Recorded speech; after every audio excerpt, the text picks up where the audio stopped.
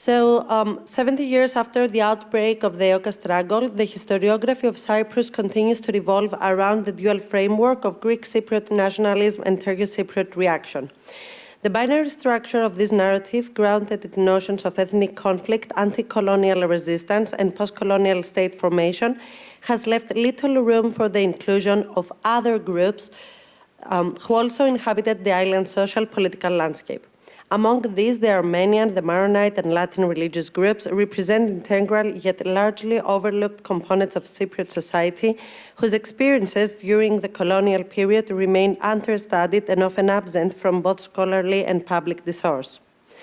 This research seeks to revisit the EOKA period through the prism of these other communities, not in order to redefine established narratives, for example, that the religious groups did not participate at all at the EOKA struggle, but to expand their interpretive boundaries.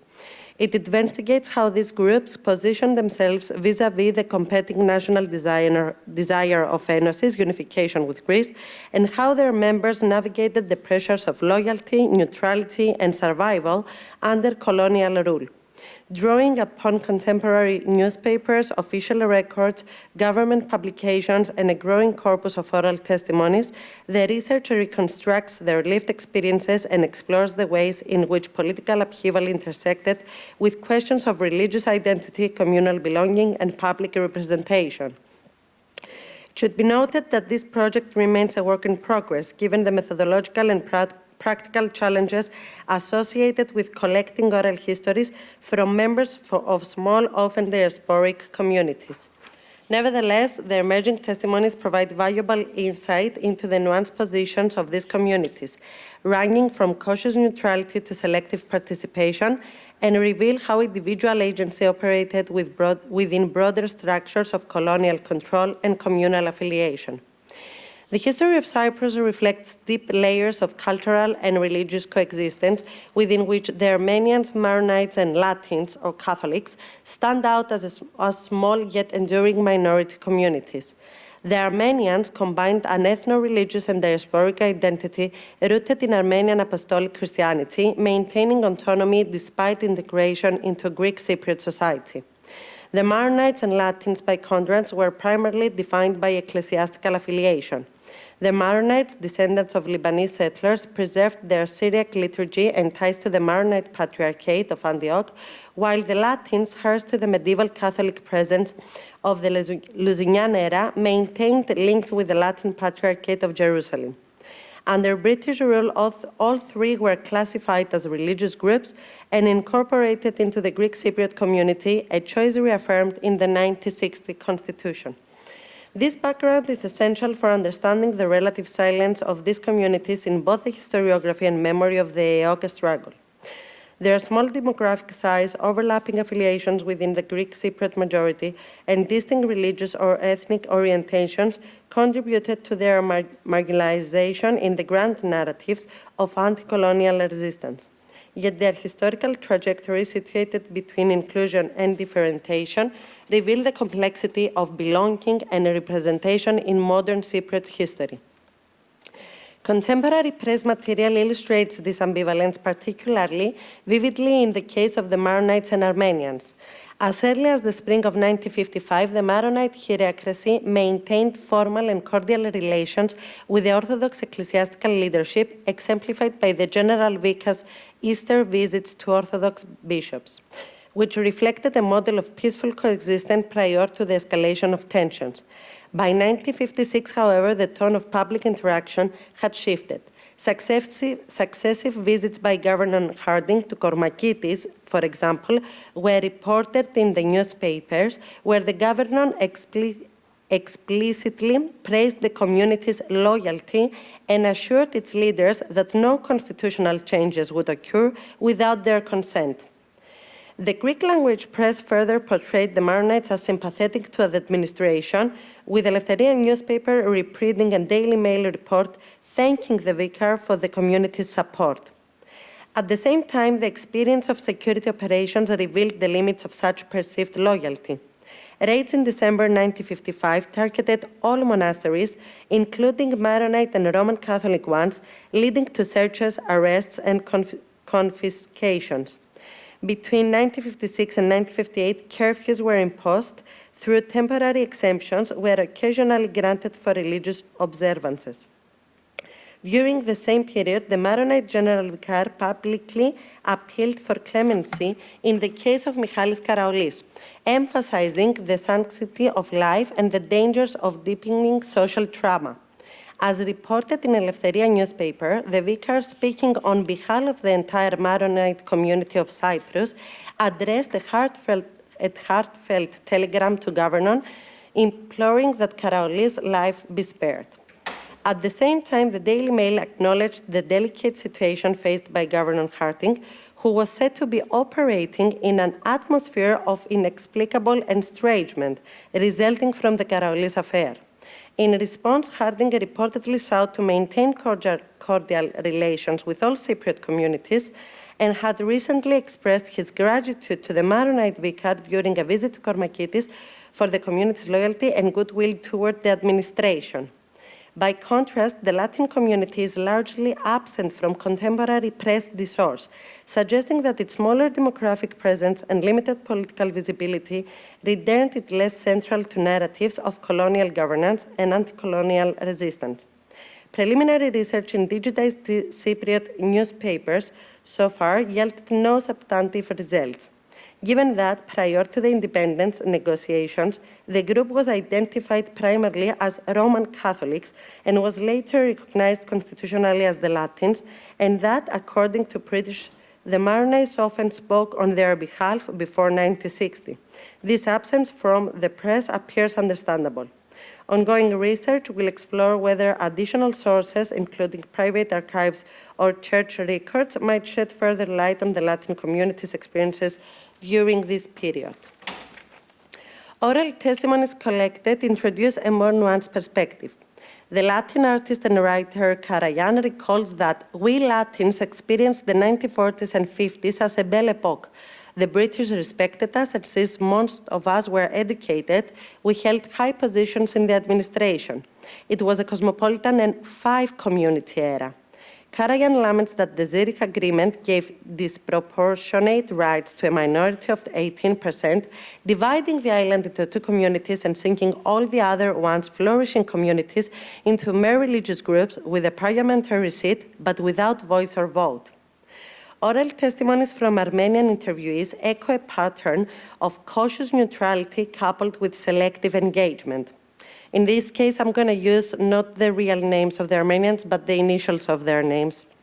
Several respondents recalled a community ethos of non-involvement and self-preservation during the EOKA years. As AA recalls publicly, declaring during the disturbance that we Armenians are neutral, don't touch us. At the same time, neutrality did not preclude empathy or limited forms of participation. Several interviewees mentioned Armenians who helped EOKA, though typically as individuals rather than through organized networks. KM, for instance, emphasizes that the Cypriots were fighting for their own land, and we, who had already lost ours, understood that. His framing of the struggle through the lens of the Armenian historical trauma of dispossession reveals an affective identification with the Cypriot anti-colonial cause, even when it did not translate into overt activism. This selective engagement underscores how diasporic memory, particularly of loss and displacement, could foster moral sympathy without political alignment. At the same time, the Maronite IK, in an interview, emphasized that the Maronites did not contribute to the EOKA struggle in an organized way, however, they assisted independently. He himself, being a student in the Terra Santa College, wrote slogans on walls in favor of Enosis, and together with other Maronites, kept a mimeograph machine on which they produced slogans.